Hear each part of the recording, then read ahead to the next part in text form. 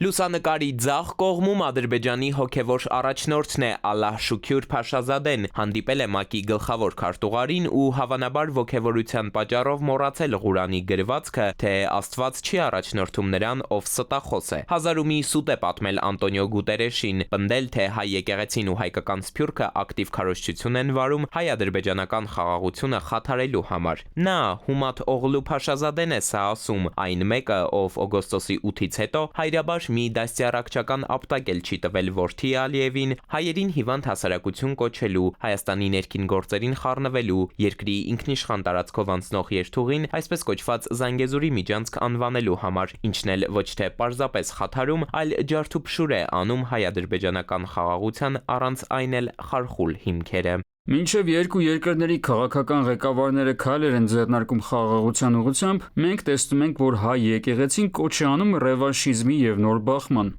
Ալիևի լրատվամիջոցները գրում են, թե ի պատասխան Ալլահ Շուքյուրի այս հայտարարության ՄԱԿ-ի գլխավոր քարտուղարն ասել է, որ սա անընդունելի է։ Տեսնես իսկ ինչպես Գուտերեշը կմեկնաբանի հենց իր ղեկավարած կառույցի խոշտանգումների դեմ պայքարող կոմիտեի լրջագույն մտահոգությունները կապված Բաքվում ապօրինի կալանքի տակ գտնվող 23 հայ ռազմագերիների հետ Ադրբեջանից Կարմիր խաչի մարդասիրական պատվիրակությանը վտարելու պայմաններում։ Ինչևէ, հետաքրքրական զուգադիպությամբ Ադրբեջանից էլ Ալիևի մեջլիսական Նասիբն է խոսում մեր եկեղեցուց։ Հատկապես վերջին 150 տարիների ընթացքում հայկական եկեղեցին մի կողմ դնելով իր կրոնական առաքելությունը դարձել է ֆաշիստական եւ դիվերսիոն գաղափարախոսության կրող։ Այս հաստատությունը հանդես է եկել որպես տարածաշրջանում կայունությունը խաթարող հիմնական գործոններից մեկը, ժամանակ առ ժամանակ բարոյական աջակցություն ցուցաբերելով ահաբեկչական կազմակերպություններին։ Ինչ զարամախտ է պատել ադրբեջանցիներին, մասնագետն ասում է, պատահական ոչինչ չկա։ Փաշազադեի քավորությամբ շարունակում են դեռ ամիսներ առաջ ձեռնարկած գրոհը։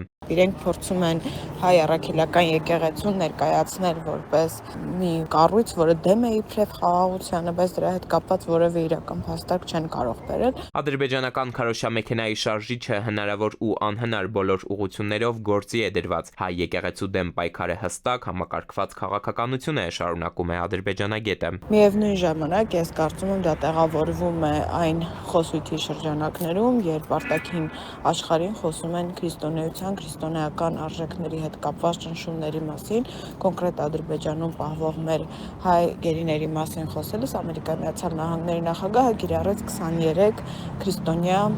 հայ գերիներ արտահայտությունը եւ դա մացապես նյարդայնացնում է Բաքվին եւ ես կարծում եմ եկեղեցու դեմ արշավը նաեւ այս տրամաբանության մեջ է տեղավորվում։ Որքան էլ Բաքուն ջանա պատմությունն ու իրականությունը շրջել գլխի վայր, մեկ է հայ առաքելական Սուրբ եկեղեցին հավատարիմ է մնում դարերով փորձված իր առաքելությանը, խաղաղության, հաշտության ու արդարության գաղափարների տարածմանը, իսկ այդ արժեքները խեղաթյուրելու յուրաքանչյուր փորձ մեկ բանի մասին են վկայում՝ ճշմարտությունը խանգարում է բռնատիրությանը, ծանրացնում լարախաղաց Ալիևի խաչը։ Էդուարդ Պողոսյան, ժամը լրատվական։